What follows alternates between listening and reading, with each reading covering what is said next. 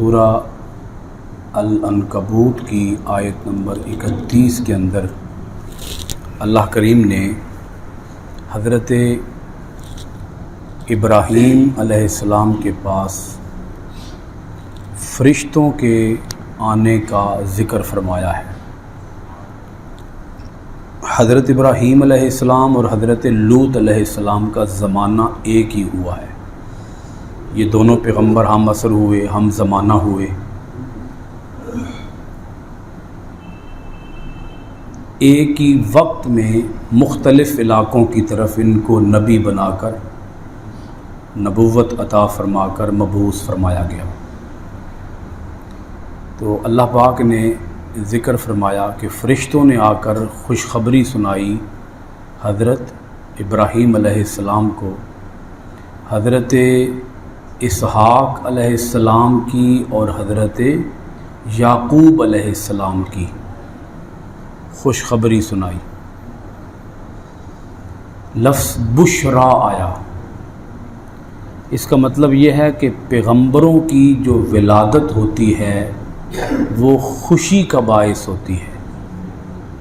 پیغمبروں کی ولادت کیا ہے جی؟ بولیے، خوشی کا باعث۔ اللہ تعالیٰ پیغمبروں کی آمد کی خبر کو خوشخبری قرار دیتا ہے۔ تسی بھی تھوڑے خوش ہو لو۔ کیا عرض کر رہا ہوں؟ اللہ تعالیٰ پیغمبروں کی آمد کی خبر کو عام خبر نہیں، خوشخبری لفظ ہے نا، بالبشرا۔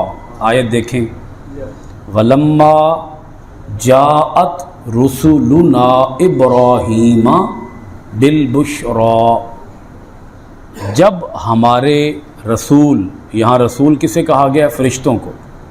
جب ہمارے رسول آئے، جاءت آئے، لما جب، ابراہیم ابراہیم کے پاس، بالبشرا بشارت لے کر، خوشی کی خبر لے کر، اور انہوں نے آ کر خوشخبری سنائی حضرت ابراہیم علیہ السلام کو۔ اب فرشتے بتا رہے ہیں، فرشتے مستقبل کی خبر دے رہے ہیں آ کر حضرت ابراہیم علیہ السلام کو۔ یہاں سے یہ بات بھی پتہ چل گئی کہ فرشتوں کے پاس مستقبل کی خبریں بھی ہوتی ہیں، کیونکہ خبر آ گئی۔ اب دیکھیں یہ کتنی بڑی خبر ہے، بیٹا اور پوتا، کہ آپ کے ہاں بیٹا بھی ہوگا اور آپ کے ہاں پوتا بھی ہوگا۔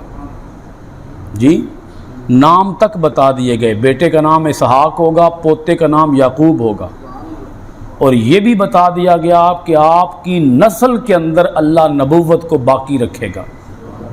کتنی باتیں بتائیں آ کر فرشتوں نے، جی کتنی بڑی بڑی خوشخبریاں ہیں کہ اللہ آپ کو بیٹا بھی دے گا، پوتا بھی دے گا، بیٹا بھی نبی ہوگا، پوتا بھی نبی ہوگا۔ یہ ساری غیب کی خبریں ہیں کہ نہیں؟ آنے والے وقت کی خبریں ہیں کہ نہیں؟ اور یہ آنے والے وقت کی خبریں وقت آنے سے پہلے نبی کے پاس آ گئی۔ اور بھائی ہمارا تو عقیدہ ہی یہ ہے کہ نبی کے پاس اتنا علم غیب ہوتا ہے جتنا انہیں اللہ عطا فرماتا ہے۔ تو اس میں یہ بات بھی آ گئی کہ عطا کون فرماتا ہے؟ اللہ۔ اللہ نہ دے تو ان کے پاس نہیں ہوتا، اللہ دے تو ان کے پاس ہوتا ہے۔ تو کلیتاً نفی کر دینا کہ آنے والے وقت کی کوئی خبر، یعنی جیسے یہ کہا جاتا ہے کہ نبی کو دیوار کے پیچھے کا علم نہیں، نبی کو اپنا بھی پتہ نہیں، یہ باتیں کرنا قرآن مجید کے مفاہیم اور معانی کے سراسر خلاف ہیں۔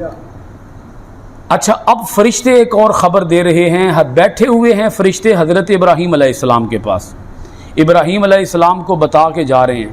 قالو، فرشتوں نے بتایا، انا مہلکو اہل ہذہ القریہ، بے شک ہم ہلاک کرنے والے ہیں اس بستی کے رہنے والوں کو۔ اب یہاں بستی کا ذکر تو نہیں کیا گیا، لیکن سیاق و سباق بتا رہا ہے کہ یہاں کس بستی کی ہلاکت کی بات کی جا رہی ہے؟ حضرت لوط علیہ السلام جس بستی میں رہتے تھے، اس بستی کے رہنے والوں کی ہلاکت کی بات کی گئی ہے۔ جس بستی میں حضرت لوط علیہ السلام رہتے تھے، اس بستی کی ہلاکت کی بات کی جا رہی ہے کہ بے شک ہم ہلاک کرنے والے ہیں اس بستی کے رہنے والوں کو۔ کیوں ہلاک کرنے والے ہیں اس بستی کے رہنے والوں کو؟ وجہ ان اہلھا کانوا ظالمین، بے شک اس بستی کے رہنے والے کیا ہیں؟ ظالم، نافرمان۔ یہ ظلم جو ہے، ظلم یہ کتنا بڑا لفظ ہے۔ اللہ تعالیٰ کے حکم کی کوئی بھی نافرمانی یہ درجہ ظلم میں آتی ہے، یہی ظلم ہے۔ اللہ تعالیٰ کے کسی بھی حکم کی نافرمانی کر دینا یہی کیا ہے؟ ظلم۔ قرآن مجید نے ہر گناہ کو ظلم قرار دیا ہے کہ یہ ظلم ہے۔ تو بتایا گیا کہ اللہ تعالیٰ اس بستی کو یوں ہی ہلاک نہیں کرے گا، وجہ کیا ہے؟ اس کی ظلم، اس بستی کے رہنے والے ظالم ہیں۔ اللہ تعالیٰ کسی پہ عذاب نہیں کرتا، لیکن جب کوئی خود ظالم بن جائے، اب دیکھیں اللہ تعالیٰ یہ بھی قرآن پاک کے اندر ایک مقام پر ارشاد فرماتا ہے کہ ہم کسی بھی بستی کو عذاب نہیں کرتے جب تک کہ ہم اس کے اندر کوئی رسول مبعوث نہ کر دیں۔ رسول جائے گا، اللہ کا پیغام سنائے گا، سمجھائے گا، اور جب وہ قوم باز نہیں آئے گی اس ظلم سے تو پھر کیا آئے گا؟ عذاب آئے گا۔ یہاں ایک بڑا خاص لفظ ہے، اگر آپ حضرات اس پر غور فرمائیں تو یہ صیغہ جو آیا ہے نا انا، یہ ہے جمع متکلم، یہ ضمیر جمع متکلم کی ضمیر ہے۔ بات کون کر رہے ہیں؟ فرشتے۔ بات کس سے کر رہے ہیں؟ حضرت ابراہیم علیہ السلام سے۔ اور عذاب آپ سب کو پتہ ہے، عذاب نازل کون کرتا ہے؟ اللہ تعالیٰ۔ اس میں کوئی دوسری رائے ہے؟ نہیں ہے بھئی، عذاب اللہ نے ہی بھیجنا ہے، اللہ نے ہی نازل کرنا ہے، یہ کام اللہ تعالیٰ کا اپنا کام ہے۔ اللہ تعالیٰ اس میں کسی کو شریک نہیں بناتا، اللہ کے کسی بھی کام میں دوسرا کوئی شریک ہو سکتا ہی نہیں ہے۔ لیکن اگر آپ حضرات غور فرمائیں تو لفظ ہے انا مہلکو، فرشتے کہہ رہے تھے ہم ہلاک کرنے والے ہیں۔ غور کیا کہ نہیں کیا؟ فرشتے کہہ رہے ہیں ہم ہلاک کرنے والے ہیں۔ فرشتوں نے یہ نہیں کہا کہ اللہ ہلاک کرنے والا ہے حضرت لوط علیہ السلام کی بستی کے رہنے والوں کو، اللہ نہیں کہا، ہم کہا۔ ہم فرشتے کہہ رہے ہیں ہم ہلاک کرنے والے ہیں۔ اس کا مطلب یہ ہے فرشتوں نے عذاب کی نسبت اپنی طرف کر دی ہے۔ ثابت یہ ہوا کہ کسی بھی کام کی نسبت اگر عقیدہ یہ ہو کہ کرنے والا تو اللہ ہی ہے اور اللہ نے مجھے بطور ظاہری سبب کے بھیجا ہے، حقیقی طور پہ کام کو کرنے والا اللہ، اور اللہ نے مجھے کیا بنا دیا؟ اس کا ظاہری سبب اللہ تعالیٰ نے مجھے بنا دیا ہے، اس کام کے کرنے کا حکم مجھے دے دیا ہے تو میں اس کام کو کروں گا۔ یہ کہہ دینا کہ میں اس کام کو کروں گا، یہ شرک تو نہ ہوا؟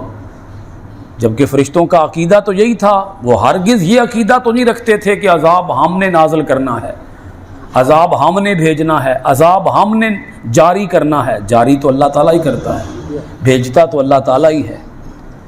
کسی بھی جگہ پر عذاب برسانا یا عذاب بپا کرنا یا عذاب کو مسلط کرنا یا لوگوں کو عذاب میں مبتلا کرنا، عذاب میں جکڑ دینا، سارے کام اللہ تعالیٰ کے اپنے کام ہیں، مگر فرشتوں نے کہہ دیا ہے، اور فرشتوں نے یہ جو بات کہی ہے یہ بھی اللہ تعالیٰ کے اذن سے ہی کہی ہے۔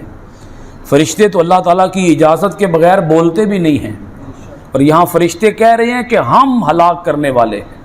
یہ بات آگے بھی ایک جگہ پر آئے گی کہ فرشتوں نے عذاب سے نجات کی نسبت بھی اپنی طرف کی ہے۔ یہ آگے ایک آیت آنے والی ہے، اس کے اندر میں اس نقطے کو مزید واضح کروں گا۔